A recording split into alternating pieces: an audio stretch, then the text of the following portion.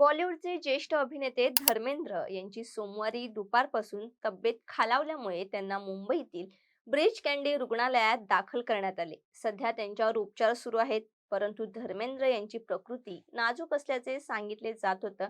आपल्या खालावत चाललेल्या प्रकृतीमुळे त्यांना व्हेंटिलेटरवर ठेवण्यात आले होते. परंतु काही प्रसार माध्यमांनी रात्रीपासून धर्मेंद्र यांच्या थेट निधनाच्या बातम्या प्रसारित केल्या. माध्यमांवर सातत्याने धर्मेंद्र आणि त्यांच्या प्रकृतीबाबत अफवा पसरवत असल्यामुळे देवल कुटुंबीय सतत सोशल मीडियावर माहिती देत आहेत. तसेच धर्मेंद्र यांच्या चाहत्यांना अफवा आणि खोट्या बातम्या पसरवण्यापासून दूर राहण्याचं आवाहनही त्यांनी यावेळी केले आहे. धर्मेंद्र यांच्या प्रकृतीबद्दल सनी देओलच्या टीमने सर्वात आधी अपडेट जारी केली.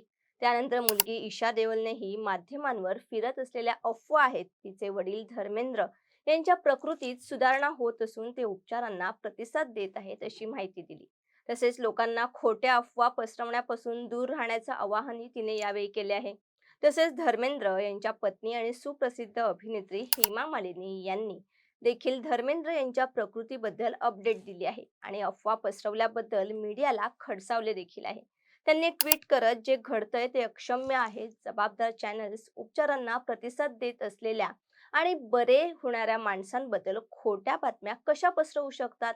हे अत्यंत अनादर करणारा आणि बेजबाबदार आहे. कृपया कुटुंबाचा आणि त्यांच्या गोपनीयतेचा आदर करा, असं हेमा मालिनी यांनी सांगितले आहे.